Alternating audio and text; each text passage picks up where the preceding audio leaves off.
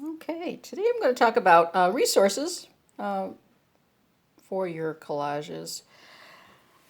There's a lot of resources out there in this world for doing collage. There's copyright-free material online, and I'll talk a little bit more about that. I think in another video, and I'll put the links to those sites. And then there's also, I mean, if you're a crafter or even an artist, you may know about these books. These are all books that are available on Amazon for copyright-free images, and they're beautiful. Now you can use them, just cut them out of the book if you don't have a printer. If you don't have a nice color printer, maybe this is the way to go. They're probably around $10 each, but you do get a lot, and then you can copy them as well. And so this is available to you to use for collage. This book here is nice because it has a picture on this side, and then the other side has the same picture but different colors. So I thought that was kind of cool. And this is a vintage old newspaper. Again, you can go to old bookstores and look for old printed material and find a lot of this. This lady did a beautiful job with this. The thing is, when you look for things, it does take time. Now, some people just like to look at stuff, and they love going to used bookstores and finding things in yard sales and estate sales. I tire out very quickly, so this is a nice color book, but it has ephemera from the Victorian ages and time, and it's really nice. And now, if you have a color printer, you can also copy this and use it. So you could keep the book intact.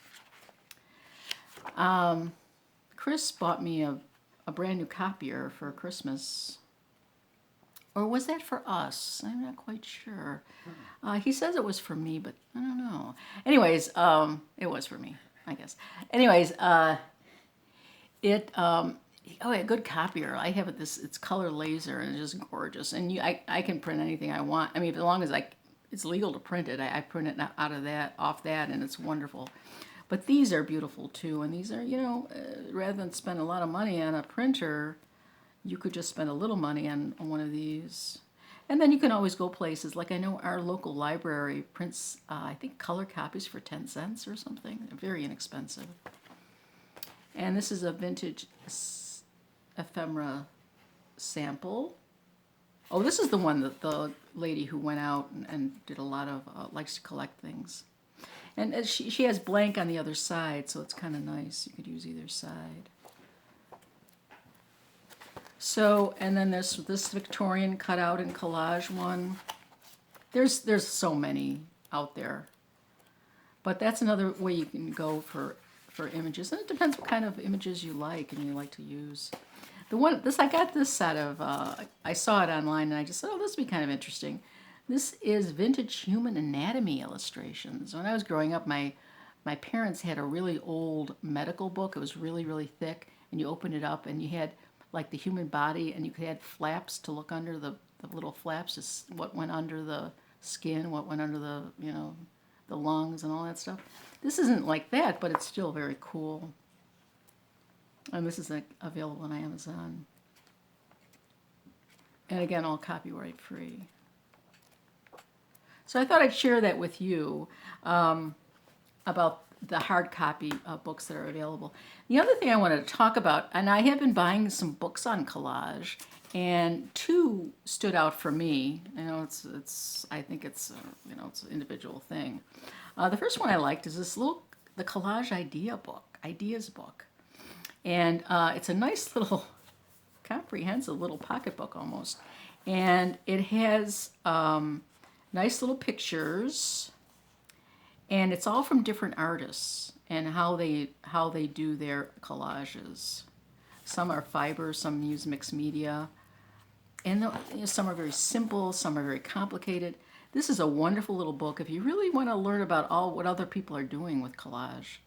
This gentleman or woman is an architect, and she does collages like that. So I really enjoyed this book, and I will go back to this book because it's just fun to look at the different ways people are putting their collages together. Some of them use mixed media. This one, some use digital with analog, and I think some are just analog, digital. I don't know. There's a combination of both here, but it gives you a nice view of all different ways of doing collage. So this is a really nice little book. I got that on Amazon. Now my favorite book is this one, Collage Techniques: A Guide for Artists and Illustrators, for Gerald Brummer, or Brummer, I don't know. Now this book was first published in 1994. I don't know what the copyright is now.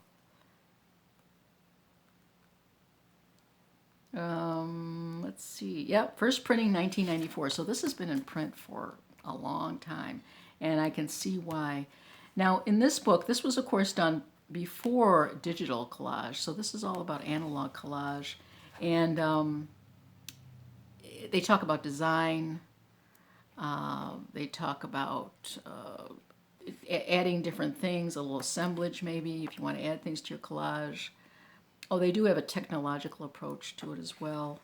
So adding medium to your collages, and photographs, and watercolors, using found papers. Anyways, I really enjoyed this book, and it's a nice background, and it's kind of historical. It was first published in 1994, so 1994 was 25 years ago, so it has a lot of information that was available then at that time, and so it's a little bit of a history of recent history. Talks about supplies and everything. So this is really a wonderful book to read. I will put links on these on below. I am not putting any kind of, what do you call those things when you make money on links? Affiliate. I'm not affiliate with anything. I'm not trying to sell anything here. So so this is, you can click on these if you like, if you're so inclined. They're both, I think, really, really good. And then these, I'm not going to put links. There's so many of these books on Amazon, but I think they're worth a gander at, especially if you're. I mean, there's printed material everywhere that you have access to, so there's really no need to do this. But if you do like a certain style, like if you're really into Victorian, these would be great books to have because they're hard to find, the Victorian stuff. You really have to look for them, and then this one was really nice. I already used one of these. I took a picture of it and printed it on my laser printer. So just a short little thing. If you're really thinking you want to do more with collage, here's some resources for you. And that is it for today. Have a great day.